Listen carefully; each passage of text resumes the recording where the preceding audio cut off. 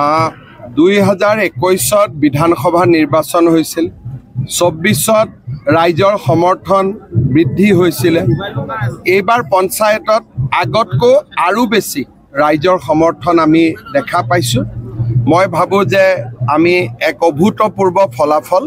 এইবাৰ পঞ্চায়ত নিৰ্বাচনত কৰিবলৈ সক্ষম হ'ম গৌৰৱ গগৈ আজি টুইট দিছে যে আপুনি তেখেতৰ ল'ৰা-ছোৱালীক অযথা টানিছে তেখেতক আপোনাৰ টানিম বুলি কৈছে এটা কথা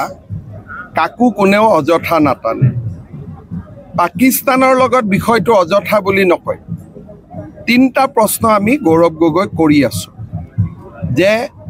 পাকিস্তানত আপুনি 15 দিন থাকি অহাটো সঁচা নে মিছা একবাৰত কৈ দিলে হল মিছা বুলি তেওঁটো কব নোখোজে তেওঁ অকাই পকাই থাকে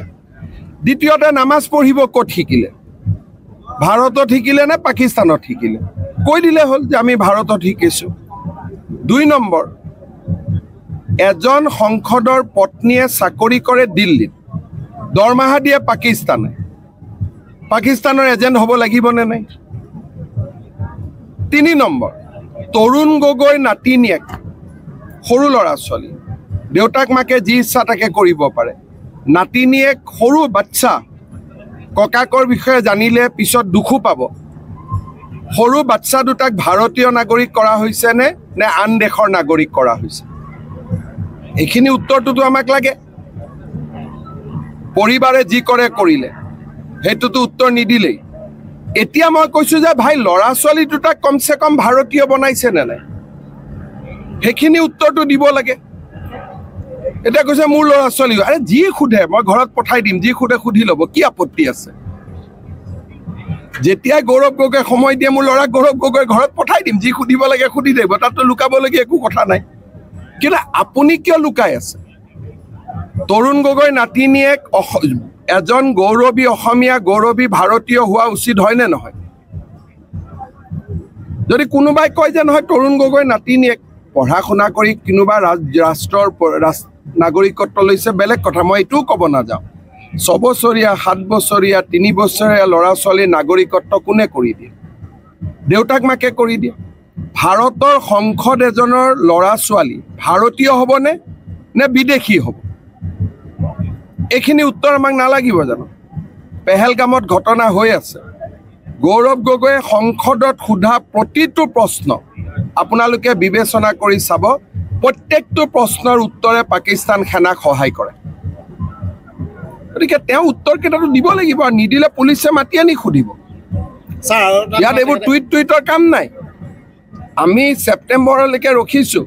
উত্তৰটোতো আমাক লাগিবই যে পাকিস্তানৰ দৰমহা দি কেনেকৈ যদি আমিনুল ইছলামক মই এৰেষ্ট কৰিছো মাত্ৰ পাকিস্তানৰ সমৰ্থনত ফেচবুকত কোৱা কাৰণে পাকিস্তানৰ পৰা দৰমহা লৈ থকা মানুহ এজনৰ ওপৰতো তাতকৈ বেছি একচন হ'ব লাগিব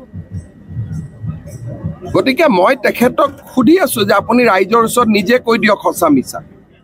যাতে মই ক'ব নালাগে কাৰণ মই ক'লে ময়ো দুখ পাম কাৰণ তৰুণ গগৈ মন্ত্ৰীসভাৰ ময়ো এজন সদস্য আছিল সঁচা কথাখিনি মোৰ মুখেদি মই ক'ব খোজা নাই কেইটামান দিন ধৈৰ্য ধৰি আছো স্যাৰ আৰু দুটা কথা তেওঁ প্ৰসংগ অনুকি আছে যে তেওঁ পাকিস্তান ভ্ৰমণত প্ৰমাণ দিব পাৰিলে আপুনি প্ৰমাণটো মই 100% দিম তেওঁ যে পাকিস্তানত 15 দিন থাকি আহিছে তাৰ প্ৰমাণ অসমৰ ৰাইজক মই 100% দিম মোৰ কমিটমেন্ট তেওঁৰ পৰিবাৰে যে পাকিস্তানৰ দৰমহা লৈ আছিল 3 বছৰ 2 বছৰ পৰ্যন্ত তাৰো প্ৰমাণ মই কাগজে কলমে দিম বেংকৰ একাউণ্টে সৈতে দিম আৰু ল'ৰা ছোৱালীৰ নাগৰিকত্ব কি হেতু তেওঁ ক'ব নহলে মই কৈ দিম স্যাৰ আৰু দুটা কথা তেওঁ কৈছে যে কয়লাৰ প্ৰসংগ যেটো আপোনাক কয়লা লগত কি আছে ভাই যাক জুনে লাই এৰেষ্ট কৰি দিয়ক না মোৰ কি ক'ব লাগে আছে জুনে যত বেপাৰ কৰে এইবিলাক চোৱা মোৰ কাম নহয় কাবাৰ ওপৰত নাম আছে এজাহাৰ দিয়ক পুলিচে এৰেষ্ট কৰি দিব এইবিলাক কৰা আৰু ইয়াত আৰু এইবিলাক কয়লাৰ কথা কৈ কি লাভ হ'ব অখিল গগৈ এটা বিষয় লৈ ক্ষমা কৰিছে যে মুছলিমক ভোট দিলে বিজেপিৰ কাৰণে ডাঙৰ কাফে হৈ পৰিব এই প্ৰসংগত ক্ষমা কৰিছে এইবোৰ কি হ'ব মই অখিল গগৈ কথা বতৰাত উত্তৰ এইকাৰণেই দিব খোজা নাই যিজন মানুহৰ গুৰুত্ব নাই তেওঁক গুৰুত্বপূৰ্ণ কিয় ইলেকশ্যনৰ আগত কৰি দিওঁ ইলেকশ্যনৰ পিছত যেতিয়া এছেম্বলিত চুপতি মাৰিব ভাল লাগে তেতিয়া অখিল গগৈৰ লগত কথা পাতিম এইকেইটা দিন অখিল গগৈ নামটো লৈ থাকিলে যাৰ কোনো প্ৰভাৱ নাই তেওঁ প্ৰভাৱী হৈ পৰিব গতিকে অখিল গগৈক এইকেইদিন বাদ দিছোঁ ইলেকশ্যনৰ পিছত আকৌ অখিল গগৈৰ লগত চুপতি কৰিম যিকোনো খবৰৰ বাবে যোগাযোগ কৰক 7099017330 লগতে 7099017110 নম্বৰত